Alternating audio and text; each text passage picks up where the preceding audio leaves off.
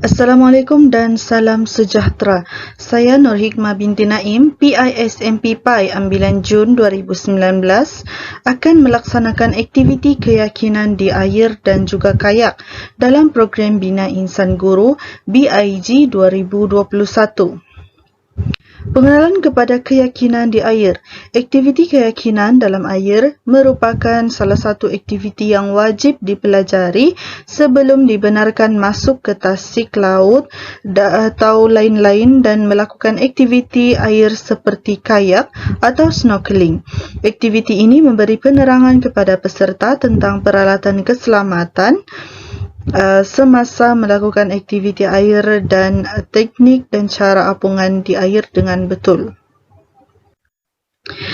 Perkara yang akan saya bahaskan ialah yang pertama, tujuan aktiviti dijalankan, kedua, peralatan yang akan digunakan, tiga, cara apungan dan yang keempat, aktiviti kayak. Pertama, tujuan aktiviti dijalankan. Yang pertama, meningkatkan keyakinan peserta ketika berada di dalam air. Yang kedua, mengurangkan risiko lemas ketika berada di dalam air. Dan yang terakhir, mengetahui cara-cara mengapungkan badan dan menyelamatkan diri ketika berlaku sebarang kecemasan. Kedua, peralatan. Ini adalah peralatan asas ya. Yang pertama ialah buoyancy aid, alat apungan juga dikenali sebagai jaket keselamatan. Jaket keselamatan ini perlu mempunyai copsi rim dan juga tahan 6 jam dalam air ataupun lebih. Whistle dalam poket kecil jaket bertujuan untuk penggunaan ketika sebarang kecemasan.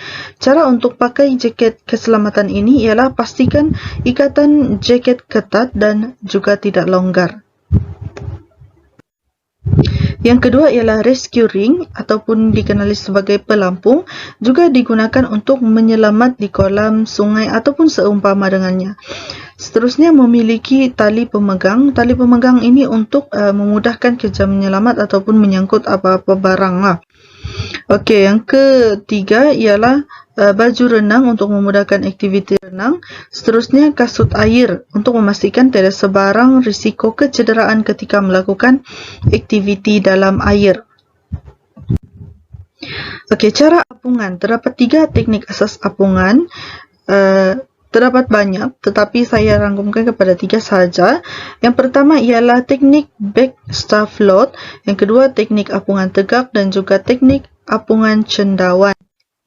Teknik back staff float. Teknik ini merupakan teknik penting kerana boleh menyelamatkan nyawa semasa dalam situasi kecemasan akuatik. Pertama sekali, kepala didongakkan ke langit, kemudian tarik nafas dalam-dalam dan tahan. Tangan perlahan-lahan didepakkan membentuk T.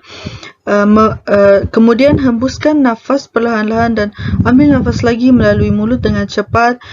Nafas ditahan selama 5 detik dan dihembus. Proses pernafasan ini dilakukan tanpa menggerakkan tubuh. Kemudian kaki dibuka perlahan-lahan berbentuk V, seperti mana yang dilakukan oleh gambar budak ini. Kakinya berbentuk V dan tangannya berbentuk T. Yang kedua, teknik apungan tegak. Teknik apungan tegak ini sangatlah mudah. Yang pertama, badan dalam keadaan tegak, perlulah dalam keadaan tegak, tangan dikuak dari luar ke dalam untuk mengimbangi badan. Kemudian yang terakhir, kaki dikuak ke atas dan bawah dengan cara membengkokkan lutut dan menendang ke bawah. Kemudian teknik yang terakhir iaitu teknik apungan cendawan ataupun mushroom float. Yang pertama, bengkokkan kaki dan tangan memeluk kaki. Kedua, kepala ditundukkan sehingga badan kelihatan seperti bola ataupun bulat. Dan peraturannya jangan bergerak dan akan perlahan-lahan anda akan terapung. Seperti mana yang dilakukan oleh budak yang di dalam gambar ini. Apabila dia tidak bergerak, perlahan-lahan dia akan terapung.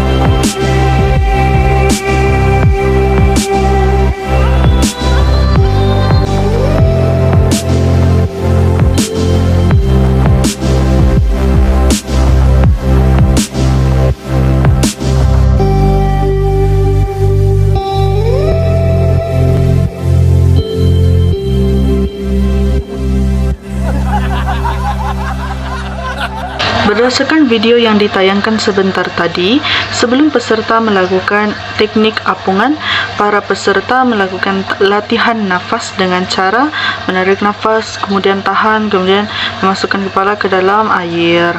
Okey, latihan ini untuk melatih ketahanan nafas semasa berada di dalam air.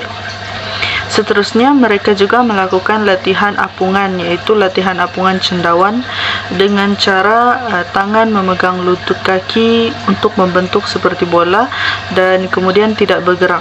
Hasilnya, mereka terapung dan juga tidak tenggelam. Latihan apungan asas ini dilakukan di bawah kendali jurulatih. Setelah itu, para peserta melakukan latihan apungan secara beramai-ramai dan dalam bulatan. Okey, beralih kepada aktiviti kayak. Okey, peralatan kayak, peralatan asas kayak yang pertama jaket keselamatan, topi keselamatan, kasut air, whistle, kayak dan juga pedal, tali keselamatan dan juga deck dry bag.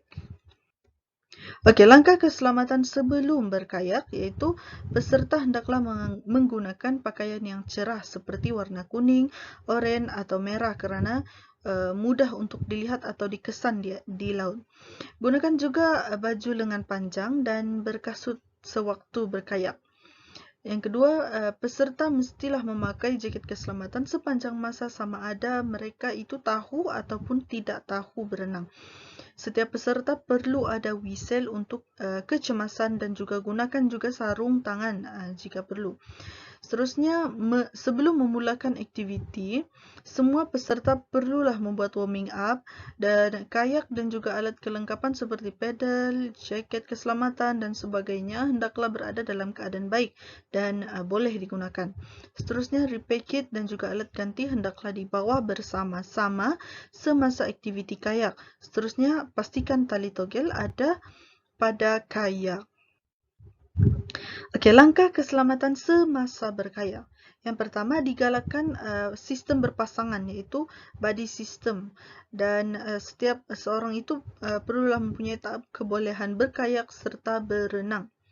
Seterusnya, memastikan setiap peserta dan juga jurulatih memakai jaket keselamatan pada setiap masa sewaktu berada di kawasan air. Ikatan jaket keselamatan mestilah diikat dengan teknik yang betul dan juga kuat supaya jaket keselamatan tidak terlepas daripada badan peserta sewaktu berada dalam air. Okey, elakkan daripada mendekati batu karang, whirlpool ataupun tide, ribs, kapal, perahu dan juga lain-lain yang berkaitan dengan yang berbahaya ketika di laut. Beritahu seseorang apabila ingin ke satu tempat ataupun bila dan ke mana anda tuju.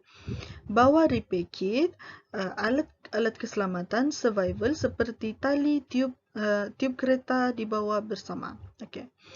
Seterusnya, bot penyelamat perlu ada untuk mengawasi keselamatan peserta dan terakhir bawalah kotak pertolongan cemas sekiranya berlaku apa-apa, maka kotak pertolongan cemas itu amat berfungsi.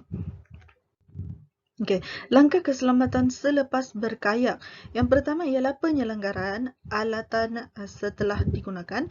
Kemudian bersihkan dan juga simpan semua alatan dengan sempurna. Pastikan bilangannya mencukupi seperti sebelum digunakan. Laporkan alatan yang rosak ataupun hilang untuk tindakan selanjutnya. Kemudian para peserta perlulah berkumpul dalam satu tempat dan pastikan semua peserta dalam keadaan baik. Kemudian yang terakhir ialah melakukan refleksi bersama-sama.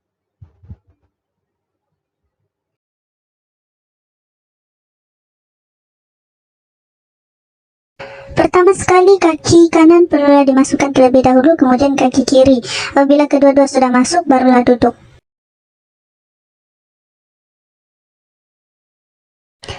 Untuk dayungan ke hadapan atau forward stroke, dayungan perlulah selari, kiri dan juga kanan.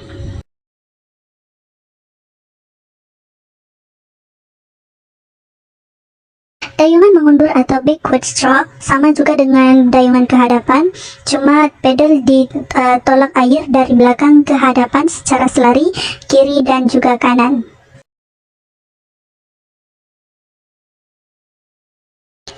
Dayungan sapuan ataupun sweep stroke dilakukan untuk membuat pusingan. Semasa rafting, ketua akan mengangkat pedal dan memberi koman, dan kayak yang lain perlulah berada di sebelah ketua. Berdasarkan kepada aktiviti keyakinan di air dan juga aktiviti kayak yang telah saya jalankan tadi, saya dapat rumuskan bahawa sebagai seorang guru, kita perlulah mempunyai keyakinan dan juga jati diri yang teguh. Selain itu, seorang guru juga perlulah berani untuk mendepani cabaran-cabaran yang mendatang.